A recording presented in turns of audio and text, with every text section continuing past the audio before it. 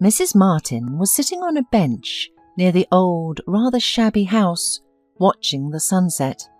Her son Frank had once bought it for almost nothing, renovated it a little, set up a small garden on the plot, and every summer he took the family out into the countryside. More precisely, he used to leave Mrs. Martin here with her grandson Tommy until the fall. The boy liked to stay in the country, the forest, the river, the neighbour children, and Mrs. Martin felt very well in the village too, although at first she did not really want to go there.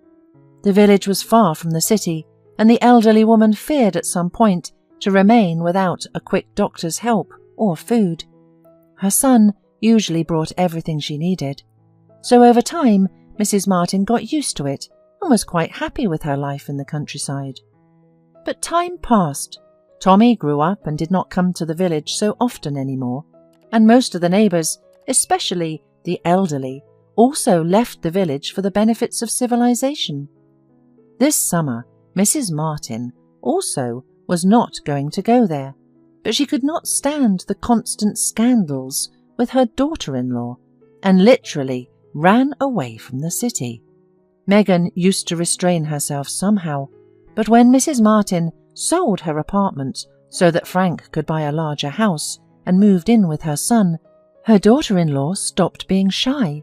Therefore, Frank, in order not to inflame the situation, as soon as spring came, always took his mother to the summer cottage, left her groceries, and occasionally came to replenish supplies.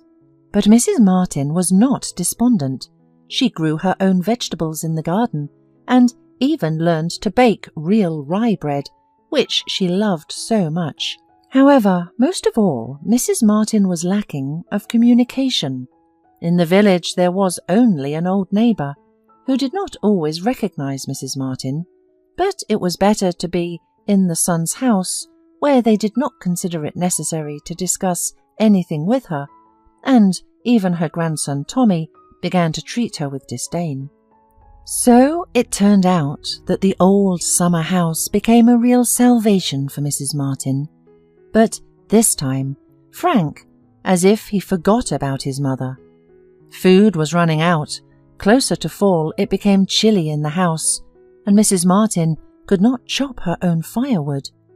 To get warm somehow, the woman often went to the woods for brushwood, but the branches quickly burned out, and at night she had to sleep under several blankets.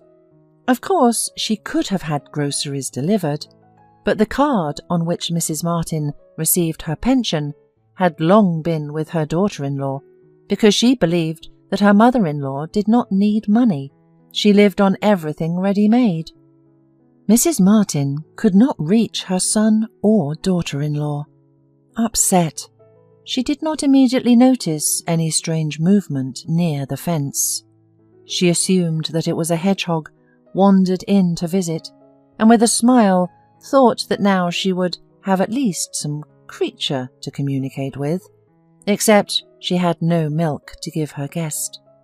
She got up from the bench and hurried to the rhubarb bushes by the fence, and was very surprised to see a cute little puppy instead of a hedgehog, which was tangled in the tall grass.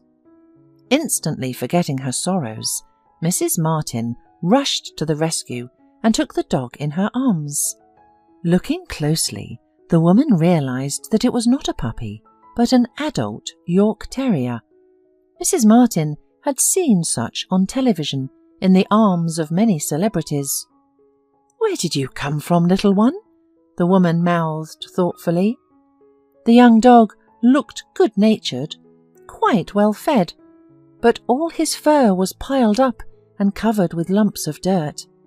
Mrs. Martin decided that although she had a little firewood, but it was necessary to boil water immediately, to bathe the guest, and to clean up his fur.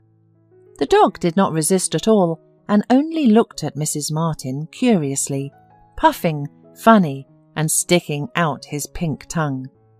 After the water treatment, the woman decided to feed the dog, but he refused the offered pumpkin oatmeal. Guessing that he must be used to entirely different food, Mrs. Martin went to the fridge, for a small piece of cheese, which she had been saving, and only occasionally cut off a small slice and enjoyed the treat at dinner. Upon smelling the cheese, the dog got excited and even whimpered, and then greedily began to eat the grated cheese, sprinkled oatmeal. "I'll call you Archie," smiled Mrs. Martin, and froze in tenderness, watching the briskly chewing dog. Archie happily wagged his tail, and rising on his hind legs, began to lick Mrs. Martin's fingers, as if to thank her for the treat. Mrs. Martin almost cried. They went to sleep together, huddled together under the 2 blankets, and she was swept with a wave of affection and love for this cute little creature. And so the 2 of them lived together. Mrs. Martin's life began to play with new colours, except that neither her son nor daughter-in-law called, and this increasingly worried the woman. There was almost no food left, and even a piece of cheese left by Mrs. Martin for Archie had run out. However, the dog, as if understanding the complexity of the situation, ate all that he was given. Not capricious. Meanwhile, Mrs. Martin's anxiety for her family grew with each passing day. At last, she guessed to call their neighbour and found out that the whole family had gone to Turkey for holidays and would be back not earlier than in 5 days. Mrs. Martin was sad, but then she remembered that she still had a few cans of stew and decided that she would make soup with vegetables, and she and Archie would somehow have enough to live on. And soon Frank called. Without even asking how his mother was doing, the man attacked her with accusations that she was constantly calling, and that communication abroad was expensive. Then he heard about the dog. He finally lost his temper. "Are you out of your mind?" he snapped into a shout. "Do you want to bring another dependent into the house? Don't even think about it."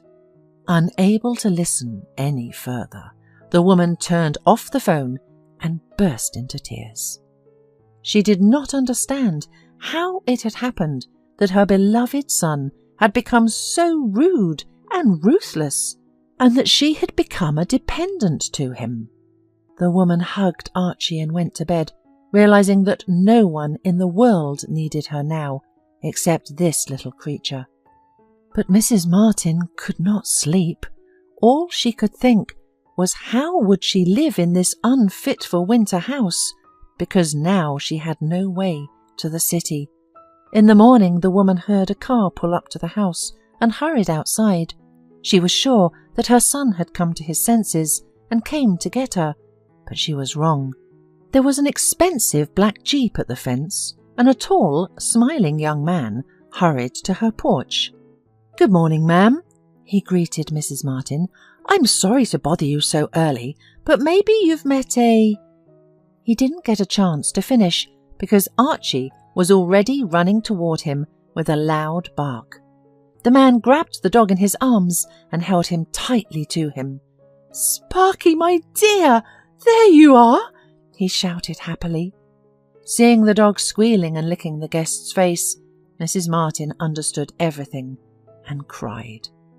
The stranger, noticing this reaction, thinking that the woman was ill, offered to escort her into the house. Later, over a cup of fragrant rosehip tea that Mrs. Martin brewed, the man said that he had bought the dog for his 4-year-old daughter Cheryl. The girl was anxious about her mother's death, withdrawn into herself, and the doctors advised him to get a pet for her. But a few days ago the dog was stolen, and Stephen, that was the man's name, did everything to find him, placed ads everywhere, even set a reward, but all to no avail. Cheryl was attached to the pet, and after his disappearance she even stopped talking, and so Stephen, in despair, decided to travel to neighbouring villages and ask maybe someone saw Sparky. And so luck smiled to him. Mrs. Martin listened to Stephen and bitterly realised that the dog would be better off with his owners, and she would be left all alone again.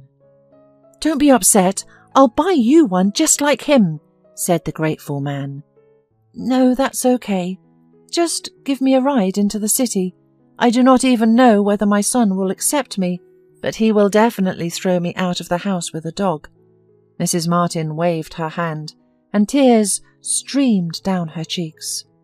Stephen frowned, and the woman, not knowing why, suddenly told him everything that had accumulated in her soul.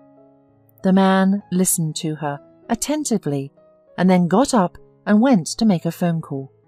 When he returned, he asked her how quickly she could pack. "Oh, I don't have much stuff at all. Will you give me a ride into the city?"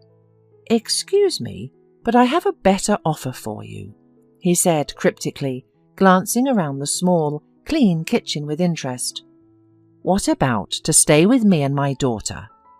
Mrs. Martin opened her mouth in surprise, and Stephen explained that his daughter had no grandmother, so the elderly woman could stay in this role if she didn't mind. "You don't have to worry. In fact, you'll just be a nanny with a decent wage. I am constantly busy at work, and you are so well managed to be friends with Sparky that you will definitely succeed with Cheryl. She's a good girl." Mrs. Martin thought for a moment. She was suddenly reminded of her son's angry words, her daughter-in-law's always displeased face, and her grandson's disdainful look. The woman's eyes filled with tears, and having decided that she had nothing to lose, she agreed. Then there was a long drive into the city. The angry men's voices in the kitchen while she packed up her few belongings. The hate-filled look from her daughter-in-law. The terrible sound of her son's house front door slamming shut. And the beautiful country mansion drowned in an autumn garden. "Cheryl, I found them!" shouted Stephen with glee in his voice. A red-haired, curly-haired girl with a scowl on her face came out to meet them and immediately glowed at the sight of an older woman and a dog squealing with delight. Cheryl rushed toward them, arms outstretched wide. "Sparky! Grandma! You've been found! You will never be lost again, will you?" she asked with hope in her voice, barely holding back her tears. "No, sweetheart, never again," whispered Mrs. Martin, and hugged the girl tightly. Tears rolled down the woman's eyes, for she suddenly realized that sometimes, in a matter of seconds, a stranger can become more kindred than the close people with whom you have lived your whole life.